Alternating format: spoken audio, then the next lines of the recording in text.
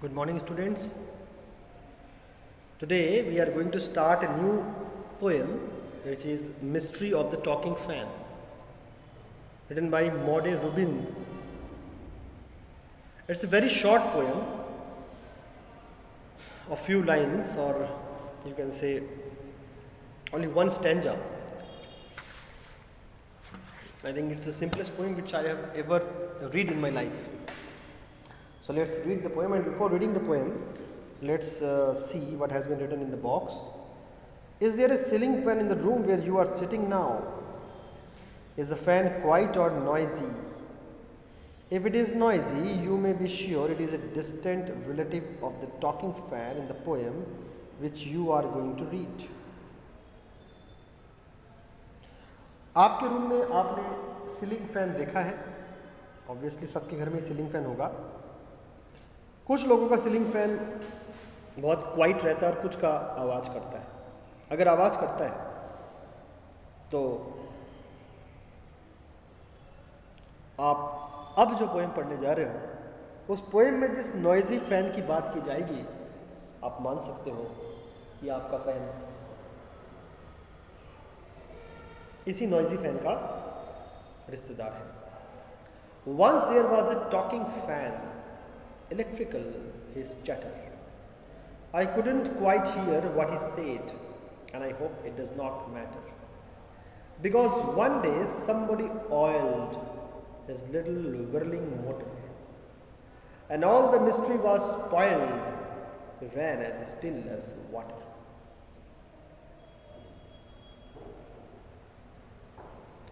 एक समय एक टॉकिंग फैन था. टॉकिंग फैन मीन्स आवाज करने वाला एक सीलिंग पंखा.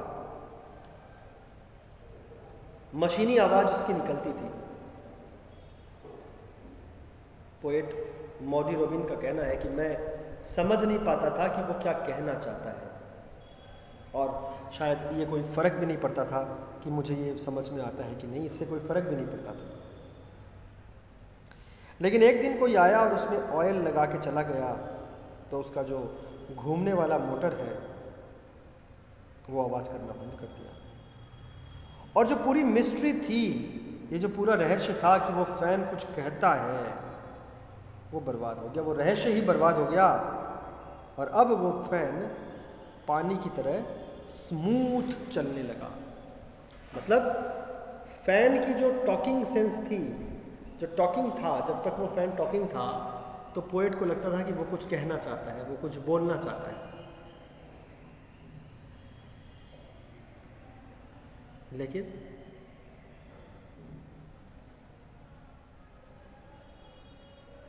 ऐसा नहीं हुआ. कुछ समय के बाद, कुछ दिनों के बाद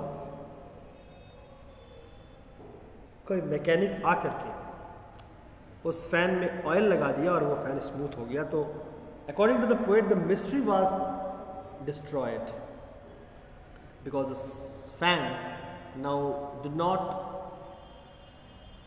the fan now does not move, create any type of noise, and now does not speak up anything in its electrical voice.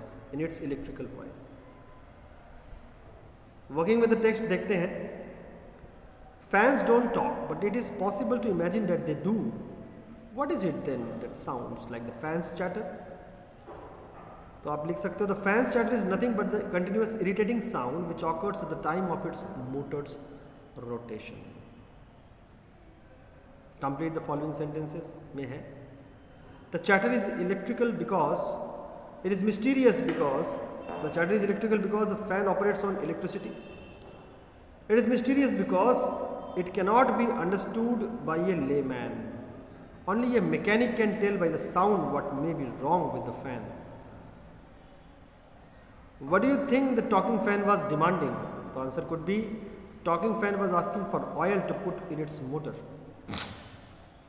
How does an electric fan is switched on? Electrical energy.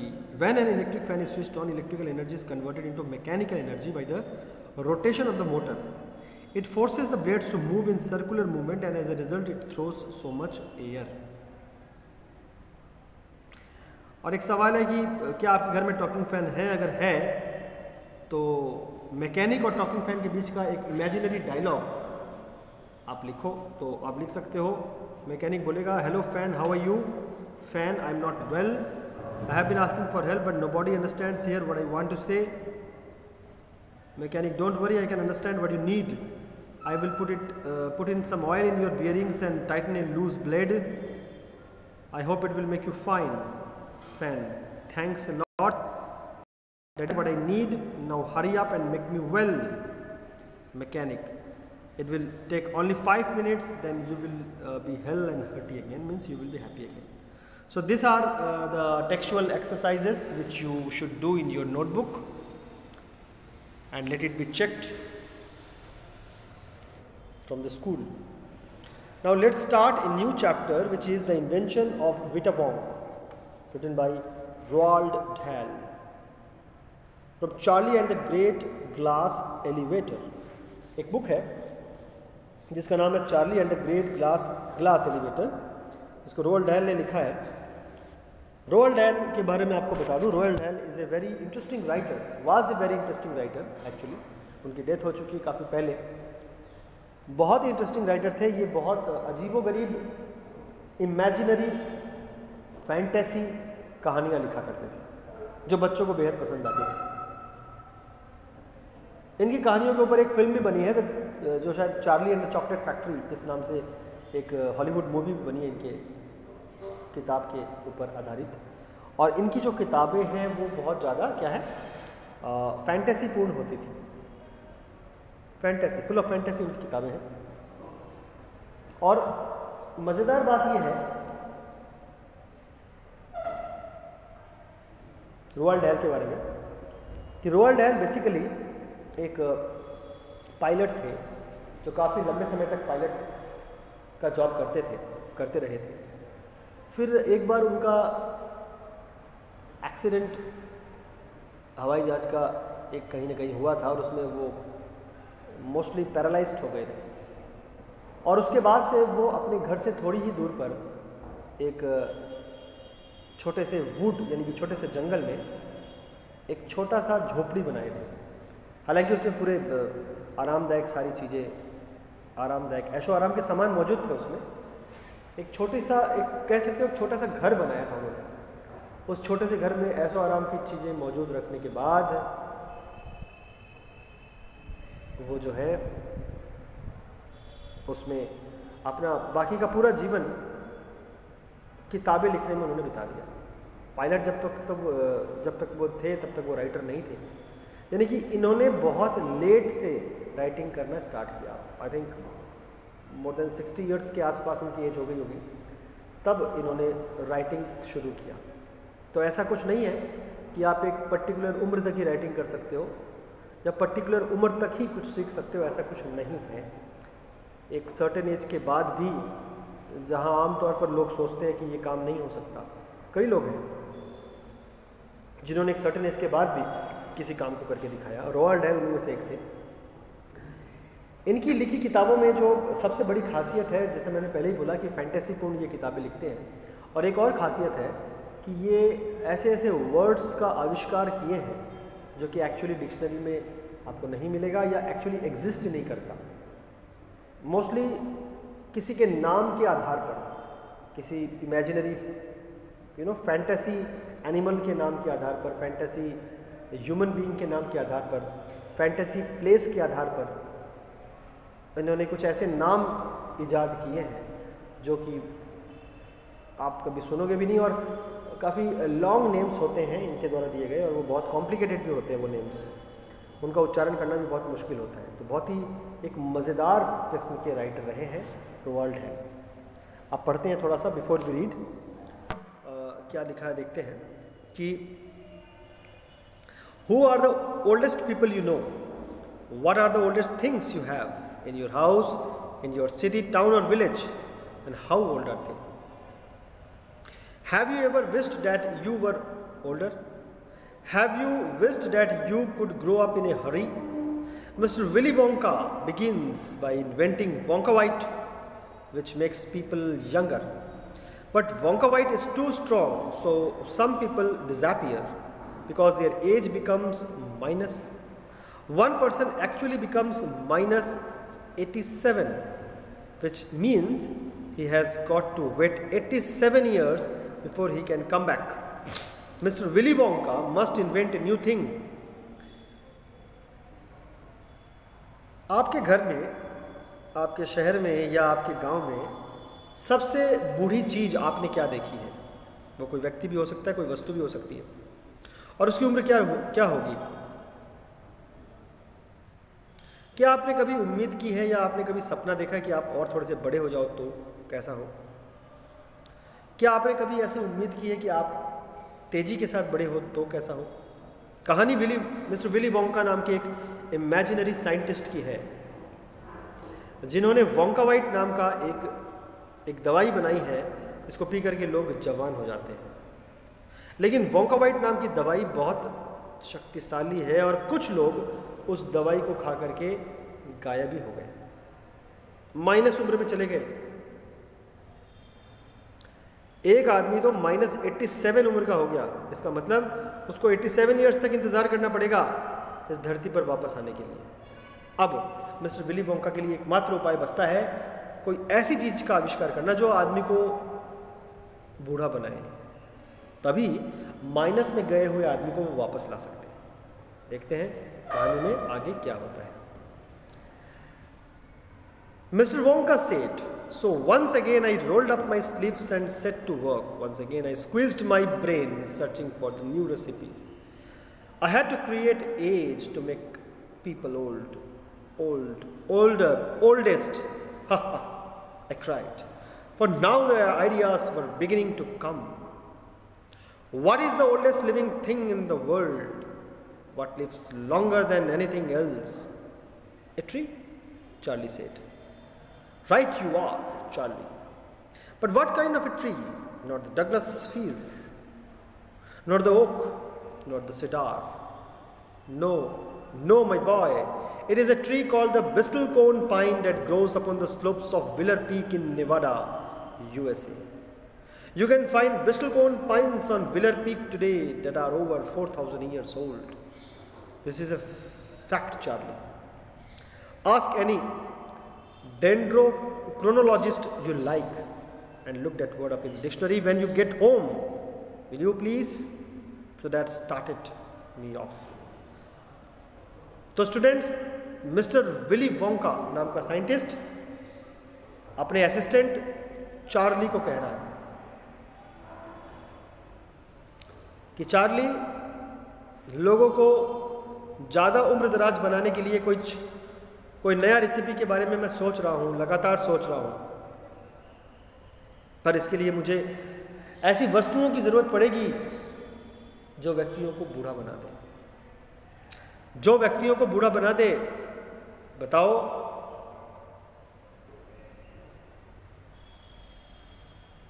ऐसी कौन सी चीज़ है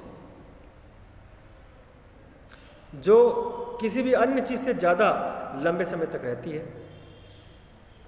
a tree, Charlie. उसके assistant ने जवाब दिया कि sir, वो तो एक पेड़ ही है।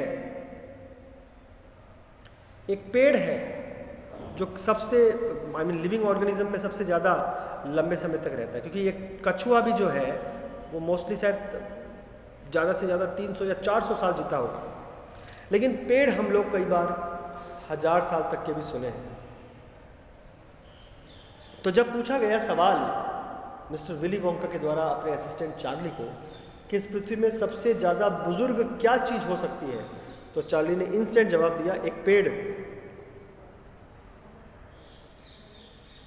सुन करके विली वोंका ने कहा, तुम बिल्कुल सही कह रहे हो, लेकिन कोई आम पेड़ नहीं, बल्कि उस पेड़ का नाम मैं तुम्हें बताता हूं जो अमेरिका के नेवाडा नाम के शहर के विलर पीक नाम की पहाड़ी पर या पाया जाता है, और उसका नाम है ब्रिस्टलकोन पाइन। ब्रिस्टलकोन पाइन नाम का वो पेड़ है जो विलर पीक नेवाडा यूएसए में पाया जाता है। वो आज की डेट में लगभग 4000 साल पुराना हो चुका है। ये पेड़ विश्व का सबसे बूढ़ा पेड़ है। या आप कह सकते हो कि विश्व की सबसे बुरी वस्तुओं में सबसे बुरी चीज में बस ये पेड़ ही है। मीन्स ब्रिस्टलकॉर्न पाइन इस विश्व का सबसे बूढ़ा जीवित प्राणी है। पेड़ भी एक जीवित वस्तु ही होती है। और आप अगर चाहो तो डेंड्रोक्रोनोलॉजिस्ट को पूछ सकते हो। And now students, I am giving you a particular homework that you should look at your dictionary to find out the meaning of dendrochronologist. Dendrochronologist का मीनिंग आप निकालो। ये मीनिंग अगर आप निकालोगे तो आपको शायद पता चलेगा कि आप अनुमान लगा रहे होंगे कि डेंड्रोक्रोनोलॉजिस्ट कोई ऐसा व्यक्ति होगा जो पेड़ों के बारे में जानकारी रखता है, लेकिन अफसोस शायद अगर आप डिक्शनरी देखोगे तो आपको ऐसा नहीं मिलेगा, या तो आपको ये वर्ड ही नहीं मिलेगा, और अगर बाई चांस मिल भी गया, जिसका बहुत ही रेयर चांस है, तो उसका मीनिंग कुछ और ही होगा। यानी कि यहीं से इस डेंड्रोक्रोनोलॉजिस्ट वर्ड से आप समझ जाओ कि जो रोअल्ड हेल है वो ऐसे ही वर्ड्स यूज करते हैं जो आमतौर पर एग्जिस्ट नहीं करता। हालांकि हो सकता है कि डेंड्रोक्रोनोलॉजिस्ट आपको मिल जाए, लेकिन मोस्ट ऑफ द वर्ड्स जो हम लोग अब इस चैप्टर में आगे पढ़ने वाले हैं वो आपको नहीं मिलने वाले हैं। तो स्टूडेंट्स, आज हम यहीं तक पढ़ेंगे, और in our next class we will read the latter part of this chapter. इस चैप्टर का लेटर पार्ट हम लोग अगली क्लास में पढ़ेंगे। And I just want to say one thing कि most of the students are still not submitting notebooks in school. बहुत ही कम बच्चे नोटबुक सबमिट कर रहे हैं, ज़्यादातर बच्चे नोटबुक सबमिट नहीं कर रहे हैं। तो इस बारे में थोड़ा सा आपको ध्यान देने की ज़रूरत है, because until and unless you will submit your notebooks, आपका काम हमेशा पीछे रहेगा। And there is the biggest possibility, biggest possibility that your exam is going to happen, at least annual examinations are going to happen. So don't be so casual about your studies, be regular, and let your notebooks checked on every Wednesday and Saturday in the school. That's all for today, students. Stay at home, stay safe, and thank you very much.